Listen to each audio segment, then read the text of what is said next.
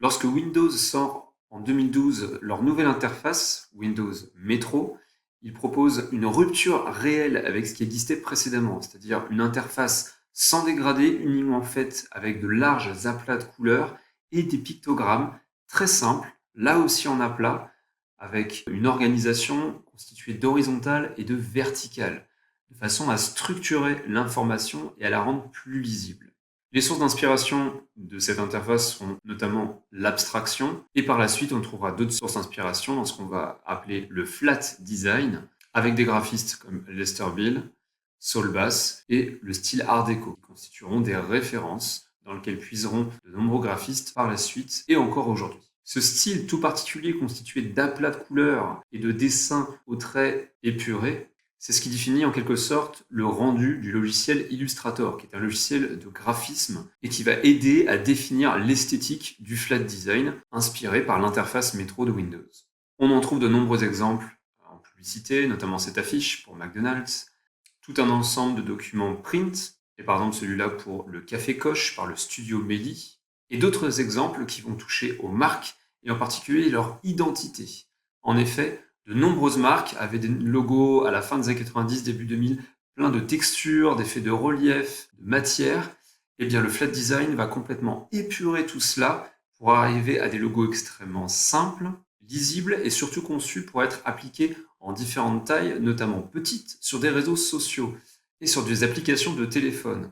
Compte tenu de leur petite taille, les entreprises sont obligées de proposer des logos, eux aussi petits et donc facilement lisibles, et qui doivent rester simples, et c'est là que l'utilisation du flat design a aussi toute sa place. De plus, l'avènement du flat design a remis au goût du jour l'esthétique des pictogrammes. Les pictogrammes ont une fonction à la base utilitaire, mais avec le flat design, ils prennent une dimension esthétique.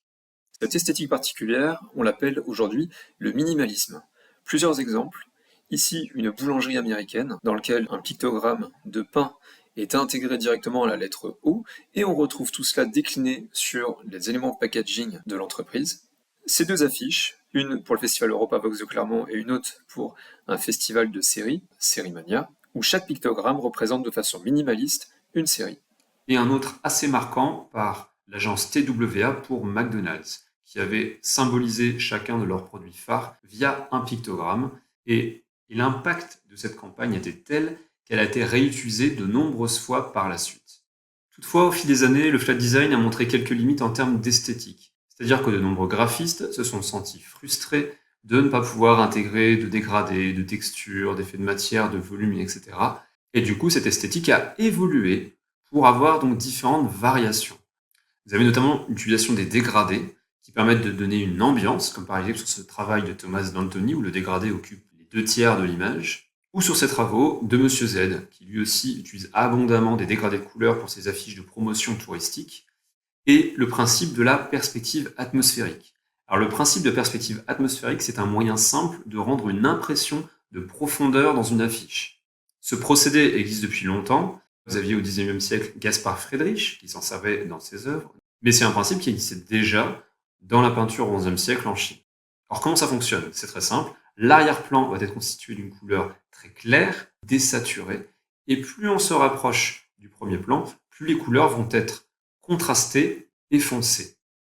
Ici un exemple d'application avec Pascal Planchet, autre graphiste, qui s'en est servi ici pour cette affiche pour la promotion du Festival de carnet de voyage de Clermont-Ferrand. On peut aussi utiliser des effets de transparence, ici dans ce projet par CG Partners pour la Darien Library, où chacun des éléments, légèrement superposés avec un effet de transparence, est conçu pour restituer un livre en train de se feuilleter. Et la différence de teinte, c'est-à-dire ici un camailleux de bleu, permet de restituer la diversité des ouvrages présents dans la bibliothèque.